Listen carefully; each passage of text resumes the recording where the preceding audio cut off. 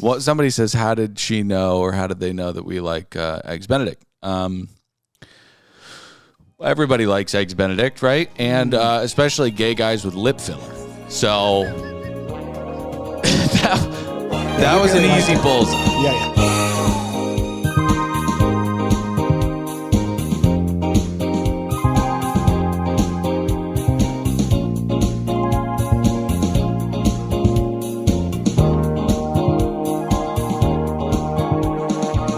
Brother, I am just confused. About what? Why Cynthia and Ari are crying all over the place? You know, it's just so confusing to me. What are you referring to? Well, Wicked. Oh. Are you going to go see it? I think when it comes to Disney, watch it with Ellie. Disney Plus? Mm-hmm. I got to tell you, and this is a Below Deck show, I went to go see Gladiator 2 last night. How was it?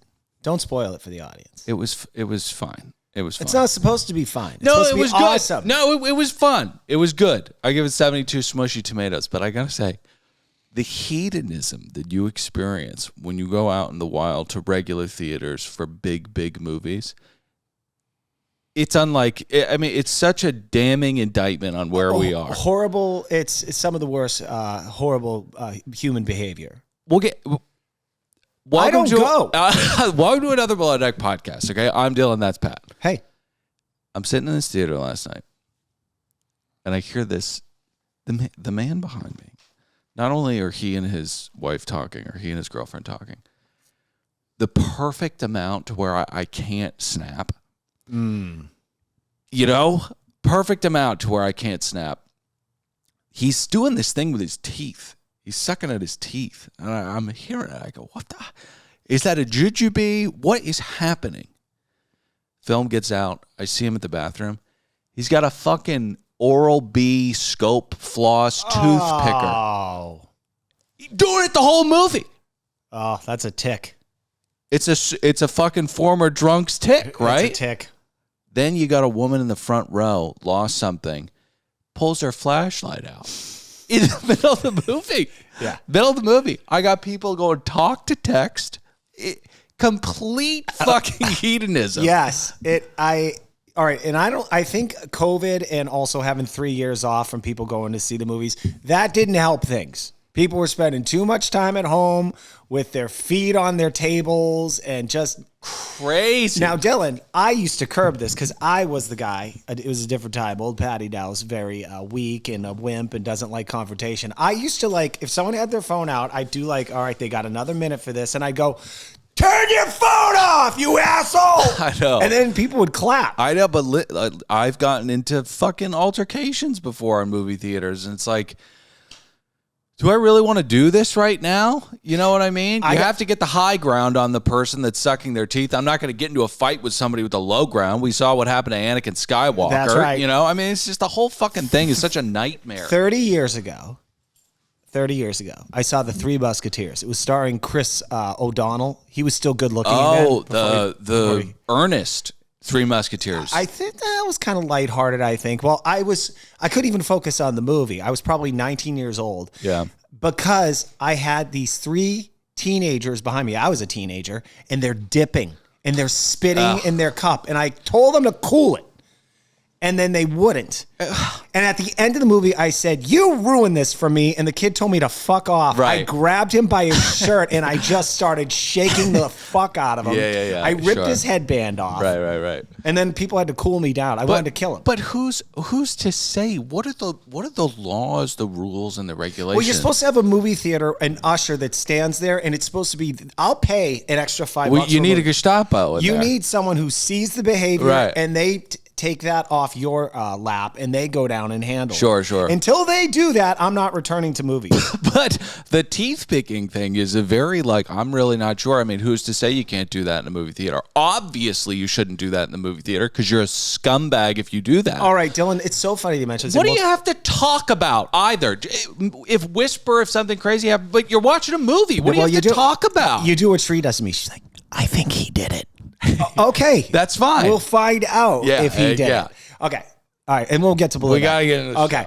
I went to IMAX for a 45-minute movie, Crazy. 3D with blue whales at the museum at the Science Theater. Yeah. We took Quentin and we took Ellie. The tickets were $9 each. You know, it's not breaking the bank for the whole family. It was $36 or whatever. We buy the popcorn. Yeah, that's one ticket at an actual IMAX Elliot theater. starts getting scared and she starts yelling, "I'm so scary, scary, scary," because she was scared of the blue whales. She was scared of the blue. The blue whales are very big. They're prehistoric monsters. I lied to her and said they're fake. That shut her up for a little while.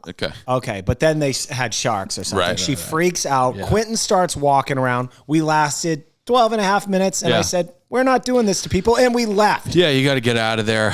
It's just crazy. It makes me sad because there are these big movies that come out, and I want to go see them. But, you know, my parents are going to drive to Silver Lake to go to the Vista or movie theaters where people act like adults. You know what I mean? So this is another podcast show. It's not, but you can listen to us do this kind of thing at patreon.com/another podcast network. This is another Below Deck podcast where we talk about Below Deck. Tonight was actually quite a wild episode. You think so, huh? Yeah. I mean, anytime a sea rat gets axed, Yes. pretty juicy. I want to address that situation about Emma at the top of the show. Okay. Can I say one more thing? I'm going to give Potts. Yes. You suspects type twist. Crazy that I actually was on the edge of my seat at the end of this episode. We usually get TBCs that are like, why would you put that up there? I don't care about what happens. Mm-hmm. I genuinely am pretty intrigued to find out how they handled the blood all over that couch. You know, it was just a great episode for me. I give it 5 pots. 5 pots. Okay. I thought it was an okay episode. You know, I feel a little odd about Emma's firing because she absolutely deserved it, but Yeah. I somehow like her. I think I could go out and have margaritas with her or, you know. You're attracted to her. No. I like her more as a friend. But I could hang out, you know, just at a bar. She's very pretty, Pat. Well, that's not what I'm saying. I think in her heart, she is a good person. But I think what's happened here is she's missed her calling. Because at some point in your life, you should focus on things that you're good at and then try and figure out a way to make money at them. Yeah. For example, she's good at smoking cigarettes. Uh-huh. Quality control at Marble. Yep. Marlboro? Marble. It's marble. How about Camel? Yeah. Go over there. She's the one that's in the room all day. She could be the new Camel Joe or Joe Camel. No, she's just sitting in an office room all day at the factory. They just come in with a thing of cigarettes. They say, hey, smoke this. She'd Love be good that. at that. Love that. All right, Yeah. what else is she good at? Watching people work. Oh, I know what she's really good at. You know, those yellow pillars that you crash into sometimes when you're trying to pull out of parking spots? Yeah, She could be one of those. that's not bad. Yeah, because she's super good at just standing. She's good at standing, but Yeah. she's also good at observing other people work. I got it. She becomes a sheriff at one of those chain gangs. You know what I mean? What's a Oh, you're Like- talking about slaves. No, I'm talking about prisoners. You know, they're out there like because we need like new railways and Oh, whatnot. busting up rocks They're and busting stuff? up rocks. She's sitting there. They'll hand her like a rifle or something. Wear that funny hat. Sure. She yell at him like, "Get back to work." Yeah. she'd be good at that. The only problem would be like, I can't load it. But after a while, she'd figure out how to actually use the weapon to I was kill. going to say she could ask a prisoner how to do it. But I'm like, no, that's a good point. dangerous. She'd get Yeah. killed. No, I think that let's take her out of that very high stakes environment where death is in her hands, which is not something you want to be in her hands. Let's get her in the movie theater. Oh, You go, hey, if you see somebody sucking his teeth, you go, I don't care how much smack you did when you were younger. You can't do that in the movie theater, okay? Find a new tick, okay? oh, you brought this around. I don't think she'd be good at that. Okay. Well, How many pots do you give it? just because of that, they fooled us with that whole boat colliding into the other boat. I didn't like that little trick playing on our Well, and fears. it wasn't. This is you're getting back to the Tower 7 thing. You're getting back to the kookiness. Elon Musk has Latin on the back of his. It's just. Mm-hmm. It was a guy who was baked out of his mind on hashish. Okay, Uh-huh. and that's what happened. That's what happened. Right. 50 knots. So we pick up with this cooked crash. What does cooked mean? Cooked means fake. But the kids are saying like, "Oh, I'm cooked, dude." Oh, I don't know what that means. I'm not young. But Dylan, I want to, Yeah. if you don't mind. Okay, so we have this small boat adrift with a stoner. Okay. Yeah. And then we got Parsifal, and you got Gary who's throwing fenders over the boat, Yeah. and he's whistling. Yeah. One of the weakest whistles ever, by the way. I have such a powerful whistle. I hate that I only have one speed to whistle. I can't do the Jiminy Cricket kind of whistle. Did he whistle? Jiminy Cricket? Yeah. Who's Jimmy Cricket? The little cricket sidekick of Pinocchio, the fake boy. Oh, I don't know if he whistled. You know who did whistle? Who? The black man in what's that Disney movie that's really racist? I don't know. What year did it come out? Oh, like the 50s. Oh, I don't know. It was I don't like animation. It's the black guy, and he's got a bunch of animated animals. It's the Song of the South. Gosh, I don't know. Oh, Patrick, I'm not good at Disney movies. I don't like animation. I really don't. I like 2 Pixar movies. That's it. Toy Story 1 and Toy Story 3. No, I don't like those. I like Wall-E. Okay. All Well, right. yeah, getting back to Okay. Zippity doo dah, zippity. You know that song, right? Oh my, what a wonderful day. Yeah. Okay. So they're frantically trying to avoid these 2 vessels colliding into one another. Yes. I have an idea for Thanks you. for hosting. Yeah. How about that goddamn bullhorn? Right. Everyone's right. running around. Gary's like, hey, hey, hey, hey. Yeah. Okay, Yeah. Glenn Well, loves- he's screaming, but Glenn loves the bullhorn. that's such a good Why point. not pull the bullhorn? Pull He's it. like a 5-year-old with a toy fire truck. He loves the bullhorn. You pull it for hungover guests who are 15 feet away from you, who That's- know that you're there. You've just left the boat. You want to wake a stoner up, pull the bullhorn. Well, and I got to say, I sympathize with this guy because if I had a sailboat, I'd be this guy. I would have just struggled with the weight of the world on me to figure out how the fuck this thing works. And then I'd fall asleep and I'd drift into somebody else's boat. And, the priest comes up to him and he's like, this is a pretty big deal, dude. It's like, what do you want him to do? Okay, he made a mistake. He got too high. All right.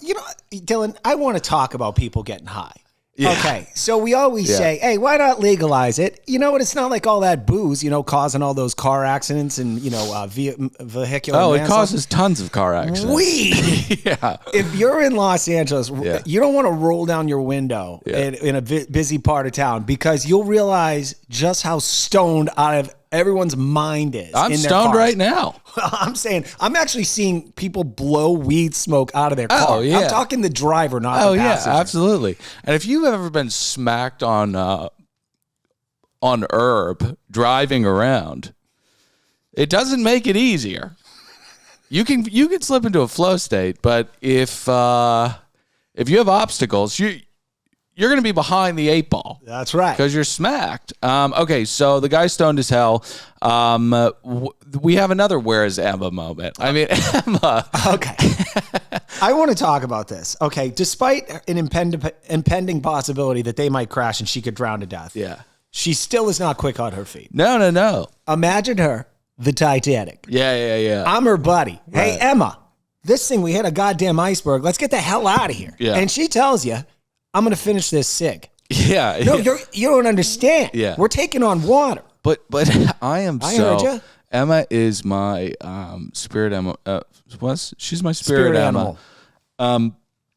In a large sense, because I'm with Emma in the Titanic scenario and in this scenario. Okay, Emma gets ripped out of her sheets. Right, she goes up and problem's pretty much solved. I mean, but they're not going to crash into each other. Gary's like, everything's okay, and then she's like, hello. I bet that's how he is in bed too. Just really mediocre. I think he's red in bed. Red in bed. Yeah, like Hello. bright red.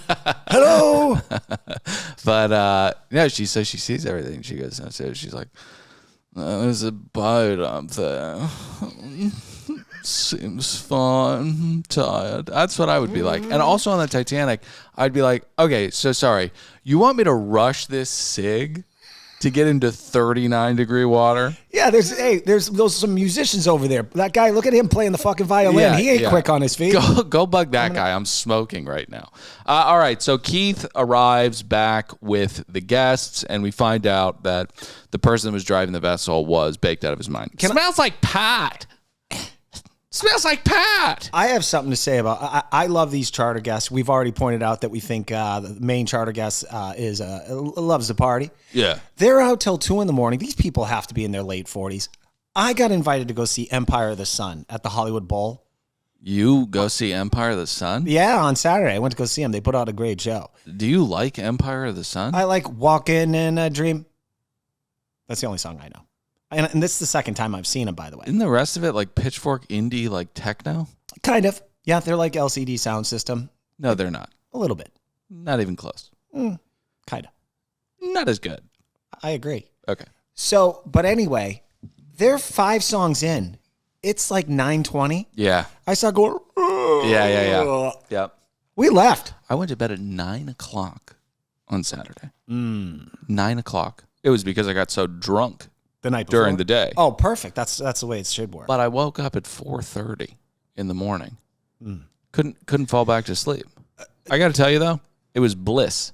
Oh yeah, it was absolute bliss. Let me tell you something. The best me time. I'm not going to do it ever again. But one of my side hustles when I like semi-retire, I'm going to start a promotion company where we put on live shows that start at 5 and end at 7:30, and it's geared towards 40 plus. Yeah. I'm telling you, absolutely, it'll be a financial windfall. No one's ever thought of it. Avril Lavigne at 5 o'clock. Love it. That's where I'm going to find my state of grace. I've already had 3 glasses of wine, and then you go home and by 8:30 you're tucked in your bed. Great show. Yeah. Got to socialize a little bit. What's with these going on at 9:30 at night? No, it's too late. It's too late. And then you don't get home until... Oh, the parking. The parking. You don't get home. You're not asleep until 12:15, 12:30. And I thought I was going to go nuts last night. I mean, the movie starts at 7, right? I'm a fan of trailers. Give me some trailers now. It's all fucking dog shit. Oh, yeah. Den of Thieves 2. And there's a movie. I want to talk about this on APS. There is a movie coming out. I think it's a fake biopic for the head of a boy band, like a 1D kind of situation. Okay. And the trailer starts off, he goes, I'm the biggest rock star in the world, but I'm not going to tell you my story the old-fashioned way. And it cuts to him, and he's a monkey. I'm not making this up. He's a CGI monkey. Okay. So imagine Bohemian Rhapsody, but... I know he kind of looks like a monkey, but imagine it's just a CGI monkey of him the entire time, and people are treating him like he's a human being. Okay. That sounds like a kid's movie. No, it's not. Vanity Fair said that it was astoundingly creative. Oh, boy. All right, let's get back to the show. Sorry. Next day, I think. No.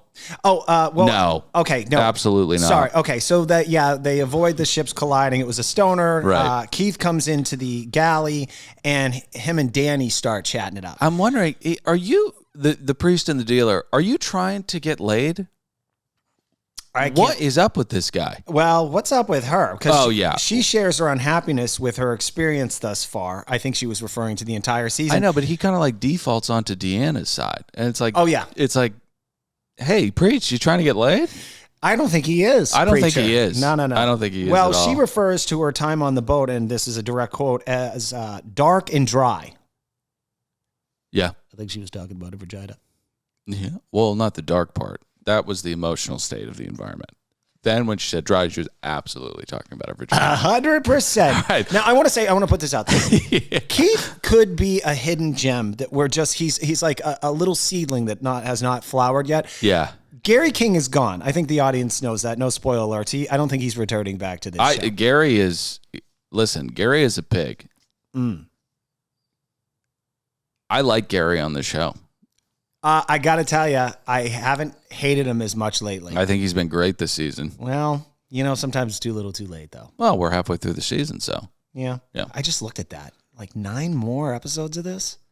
I'm looking forward to it. I think this season's been good despite, They're going to mess with us with the holiday season, though. Like, they're going to air an episode like the night before Christmas. Come on now. Yeah. Have some respect.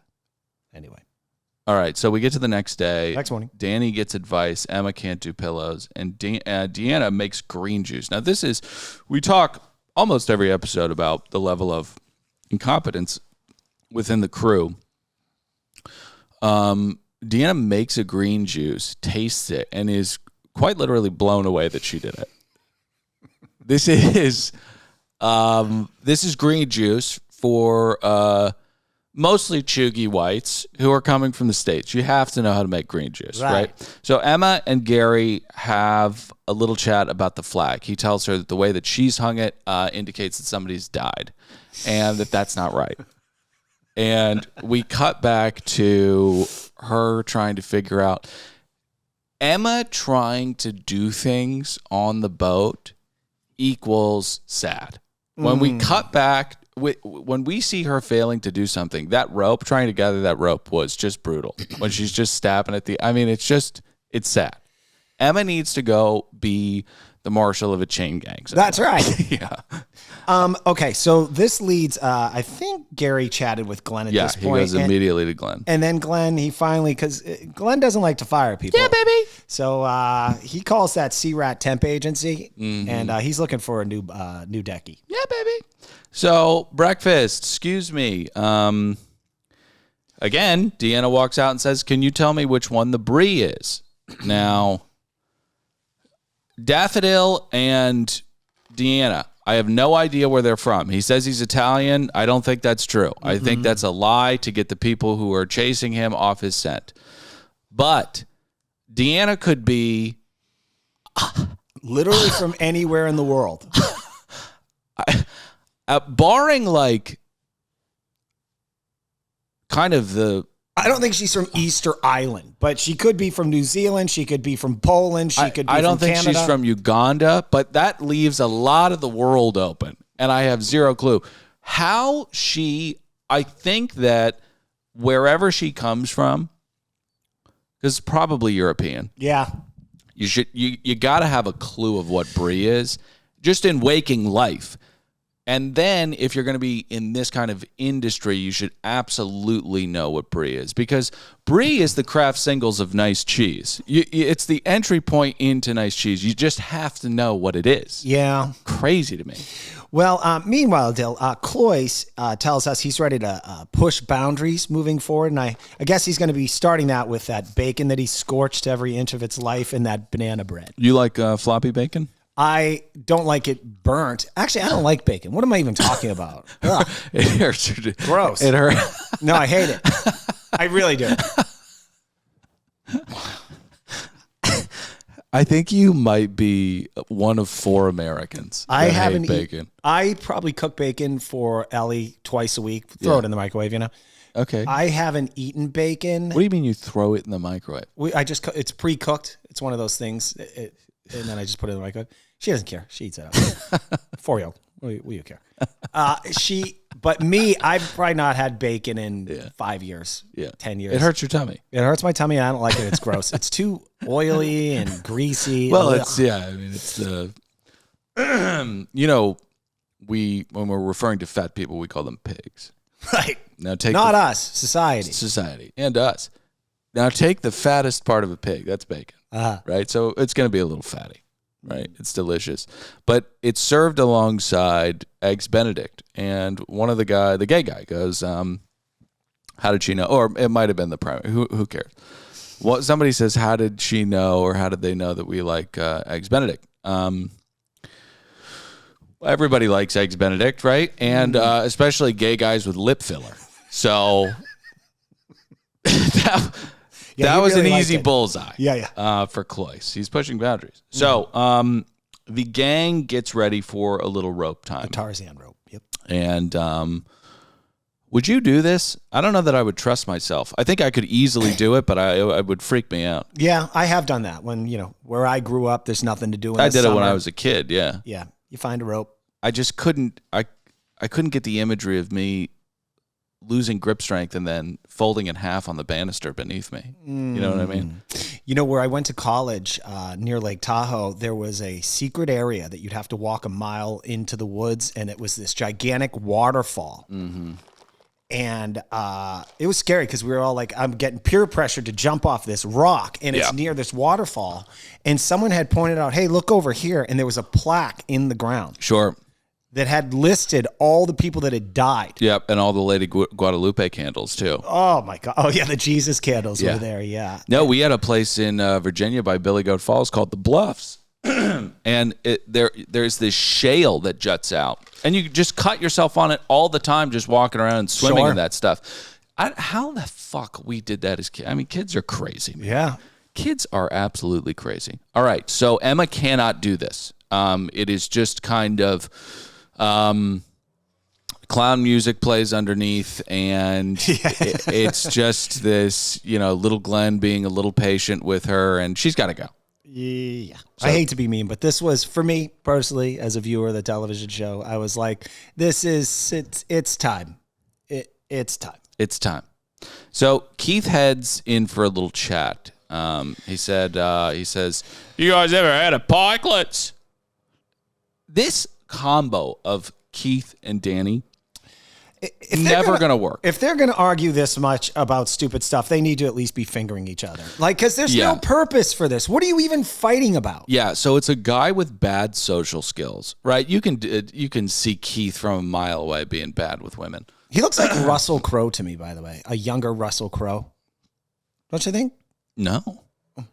So he's a big slab of fucking white meat, right? And he's very, these are the rules. So obviously he's not going to have a good game. And then you have Danny, who's like, let's get another boy in here. It'll be fucking lekker. But also she's like, I'm going to try to be sensitive about this. We're all damaged to a certain degree, right? That's what life does to us. That's what life does to us. But Danny we've seen her get very, very hurt by kind of offhanded comments. So that combo is oil and water. Let's move on from it. I can't wait to get to Beach O. Beach O? What's Beach O? Well, they get the day off and she goes to get to hang out with Anthony. Oh, yeah. That's next episode. Yeah, that's next episode. So Danny says, I think it's better that they stay away from one another. I think that's the right idea. Emma on the stern line just can't do the stern line and the guest part, and we get to the heaving lines. Now, Emma's never done this. Actually, she has. You told me 2 days ago. Yeah, they had a couple of those. Yeah. It's time. It's time.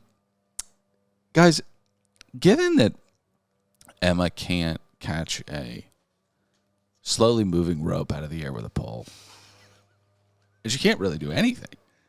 Why are we putting her on a docking that she, this is just adding salt to the wound? Kind of like in Texas Chainsaw Massacre when he cut that guy's leg off and then he put him on a meat hook and then packed his leg with salt. That's what this whole thing is. Oh, wow. Yeah. Keep him alive to watch his own slow demise. Yeah. Very scary film. So Daffodil heads in. He's not on the show. My neighbor, I don't know if the audience can hear, there's a goddamn leaf blower outside the studio. Yeah. My neighbor has let a weed grow to 20 feet tall on the outside of the studio that I want to yell over and go, hey, can you cut this thing down? Yeah. Do you mind if I go do that? He's right there. Yeah. Hold on 1 second. Go do it. Yeah. What's her name again? For legal reasons, I probably shouldn't say. I think he's said her name many times, but this is an old feud. I mean, he's screaming. Yeah. Well, they're very well. Probably listening to us.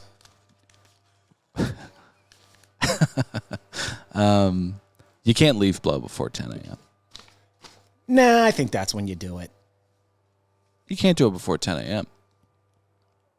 So, it's a weekday after 9. Fair enough. Okay, so Daffodil's not really on the show, and I don't know why. I think he's great. I think he's weird. I think he's had sex with at least 3 little people before. Oh, yeah. He's got a crazy backstory. I just wish he was on the show more. So the guest apart, they say that the Stee-Rats became their family. You better have a tip over $25,000 if you're going to talk like that. Okay, that's big talk. Yeah, that doesn't. And we get to an interior meeting. Now, Daisy says we need to decorate quicker, but this charter was great. And Danny comes away from this meeting asking the question, why am I her number one enemy? Now, I don't know if I'm just not watching the show clearly, but why is she asking that question? I don't know. I was going to ask you. I was confused by this unnecessary drama as well. I think it's us trying to figure out the kind of Shutter Island mindset of a sea rat. Yeah. No clue. Yeah. Still tension between Danny and Deanna, too, which I'm not really understanding that. It seems a little forced drama-wise. Yeah, so Danny says, if Daisy feels threatened by me, that's not my fault. Danny, you can't make a margarita. Daisy is not threatened by you. Okay? So moving on. We'll get to the tip meeting. Chloe says never underestimate the power of Cloyce. That's a Cloycism. Mm-hmm. And tomorrow, everybody gets the whole day off. And Danny gets to go back to the O Beach Club, right? And she's been texting Anthony.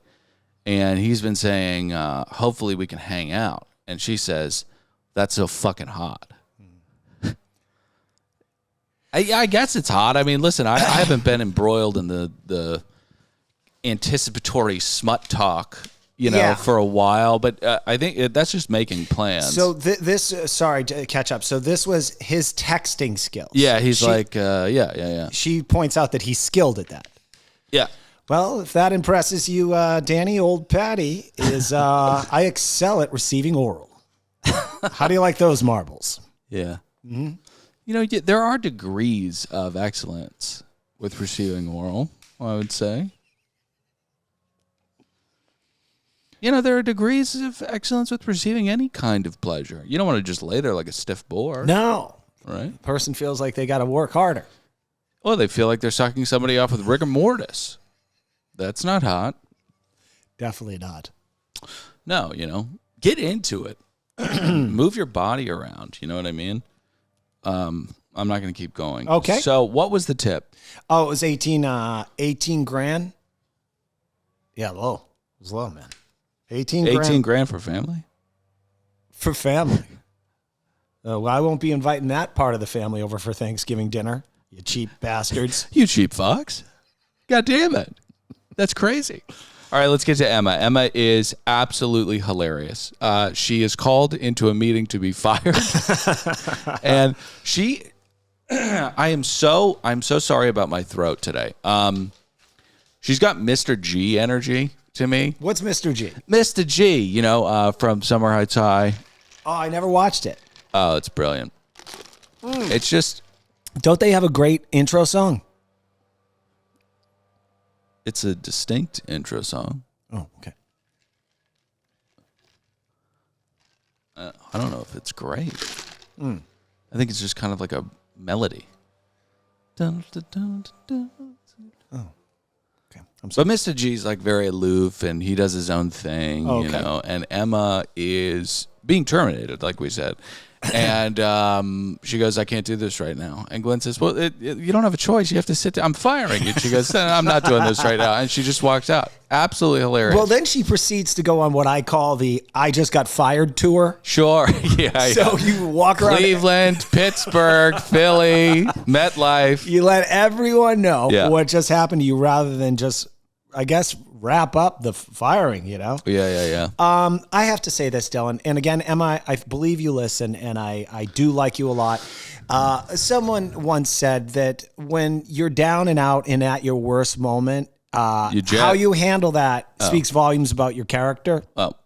At least in this moment, I don't think you'd taken it in.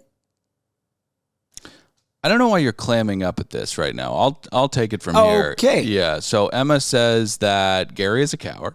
That's right. She says that she doesn't take it in. That's right. She definitely doesn't. She says that she's been scapegoated. And, Emma's great. Emma's Mr. G. She's my spirit Emma, but she's immobile. Like I said, I think she's a parking pillar of a human being. You know what Glenn should have done? Because she goes to him, or he tracks her down. And then she goes, look, Captain Glenn, just give me 10 minutes to have a smoke. Yeah, I gotta go have a cig. He should have said, okay, fine. If you don't mind, do it on the dock. And then she's smoking the cig, and then the boat just drives off. Right. He heaves her shit over the banister. Right. So I gotta say, to fire her right before the day off. Oh yeah. What are you doing? Are there rules? Well, What? She's not doing anything the next day. Give her a little day off. I mean, what the hell? She's going to get drunk and start crying. It might be fun. She could have sex with somebody. Emma, message me, DM me. Were you given the option to go out and hang out with the other sea rats that night? I want to know. So I think they cut her loose. It's absolutely ridiculous. Now, Gary calls his mom, and mom's a good egg. You can tell mom's a good egg, right? Or an enabler. The fact that she knows her son is going to turn to the bottle. Yeah. To, find all the answers to his problems. She says if somebody's not pulling their weight, they got to go, right? Truer words have never been spoken. Well, probably. Hello. Hello. She raised a fuck up. I'm sorry. He's good at his job. That's fine. But the other part, she gave him a good work ethic. I'll give her that. How's that sound? Hello. But then she goes, don't get drunk tonight. I can hear you get it. You got to get fucking drunk tonight. So she knows she can hear the spirit of her son over the telephone. I have to tell you, again, I'm sorry I'm crapping on this guy. I don't think for 1 minute he really felt bad about shit canning her. She totally deserved it. No, I think he did. I think he did. You do? You do? Yeah. Well, that alcohol really chipped him up. I think he was really sad because I think that he's heartbroken. Genuinely, I think that he's heartbroken. But think about all the mean stuff and emotional games Let me explain. Okay. I think that he's heartbroken. I think he's down in the dumps because he knows that the likely replacement is a guy. Now, Emma wasn't on the table, but she always was, right? So given, however many, Patron coffee syrup shots he sucked down, he'd probably toss himself inside of her. You know what I mean? So I do think that he's really, really bummed out about it. It's a great point, Dylan. It's a great point. So we go out, right? And not before Danny and Deanna have a little chat. Deanna's like, I hope we don't switch cabins. And Danny's like, yeah, man, they got me fucking liquor. She's like a Rocket Power character. If the Rocket Power character was like kind of addicted to dick, but they were children on that show. Anyway, she's very cartoonish and very funny. They tell everyone that Emma got the axe and we head out. The girls look absolutely banging, and Gary is bummed out. Now, he heads off to find a bar. Well, I mean, he goes inside. He goes, I know that we've ordered alcoholic drinks, but I'm going to need a couple of shots. He's got to get over that Emma firing. Yeah, he's got to get over the Emma firing, right? And I don't know, when you're feeling down in the dumps, do you rip tequila shots? No, I don't drink because I'll fall into a deep depression. But not like Gary. Right. Problem solved. Feels way better. Yeah, he feels great. Now, Glenn's being all cute back at the boat. Yeah, baby. Having lollipops. And then we all return home. Now, Keith has a confessional conversation with Daisy. With Daisy. He says, you're the only person that I can be myself around. It's like, ugh. I didn't understand the play here.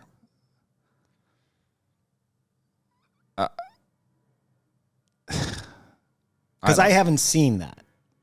I haven't actually even seen them interact to a great degree. I don't think I have. Maybe I just don't watch that part of the show. I think he's either going to hook up with Daisy or he's a gay guy. Yeah, my gaydar is firing off with Keith. I'm sorry. Do I need to cut it? Do I need to cut it? I'm sorry. Some people may believe that. I'm not trying to go around and say, you're gay, that's bad. I'm just saying, and we think he's not into girls. We talked about it recently. I love walking around Studio City now in Los Angeles because, when you're gay, you're gay. People don't have to hide it anymore. No, you just wear a crop top. Doesn't matter. So Gary and Daffodil start just drunking it up. Oh, yeah. Tossing a couple suckers around. And Gary hits him in the face. He starts bleeding all over the white couch. Now, this can happen. I just did this to a producer that works for me on another show, and his eye took a month and a half to heal. It was a complete bloody mess. So you got to be careful with ballistics in general. Get in the comments. Let us know what you thought about the episode. Let us know. What? Do you like bacon? Yeah. Do you like bacon? Do you think people are smoking too much weed while they're driving? I do. Did you see Wicked? Did you see Wicked? Will you ever return to a movie theater again? Right. Why would you when you have 85-inch TVs and sound bars now? Sure. And you can buy popcorn at the grocery store. Are you holding space for the loss of film? You know, stuff like that. We love you very much. Join us at patreon.com/another podcast network. For Salt Lake City is there, APS is there, PMC is there, and free episodes are there. We love you very much. I'm Dylan saying goodbye. Pat saying goodbye. Later news.